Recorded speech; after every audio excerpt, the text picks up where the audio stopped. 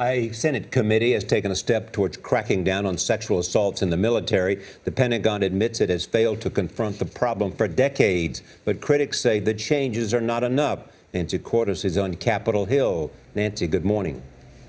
Charlie, good morning to you. This plan is aimed at making military commanders more accountable. If they ignore cases of sexual assault, their higher-ups would get involved and could remove them. But there were many senators who argued that commanders are at the heart of this problem and need to be removed from the equation.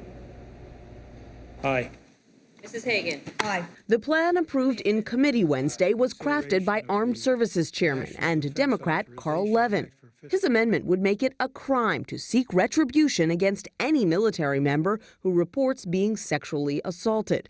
According to a Pentagon survey, there were 26,000 cases of unwanted sexual contact last year, but only about a tenth were ever reported. Men and women who are brutally raped and assaulted in the military, they just don't believe there's a possibility of justice. New York Democrat Kirsten Gillibrand had proposed an even more aggressive plan, taking the handling of sexual assault cases out of commanders' hands altogether and turning those cases over to experienced senior military lawyers. Do you think that Chairman Levin's plan will achieve what your proposal would have? I don't, but I think there's some really good measures in there. Senators debated the merits of both approaches. Texas Republican Ted Cruz found himself siding with Gillibrand.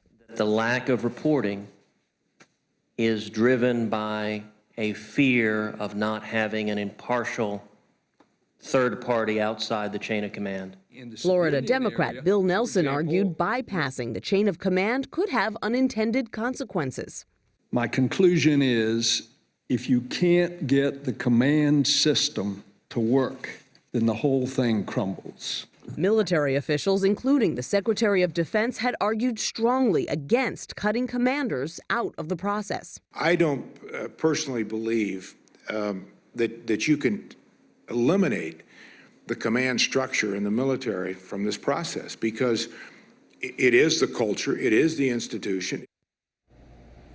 This plan is part of a larger defense bill that will go to the Senate floor eventually, so there are still some hurdles ahead, Charlie and Gail. But thanks to Senator Gillibrand and other female senators, no one here is now unaware of the urgency.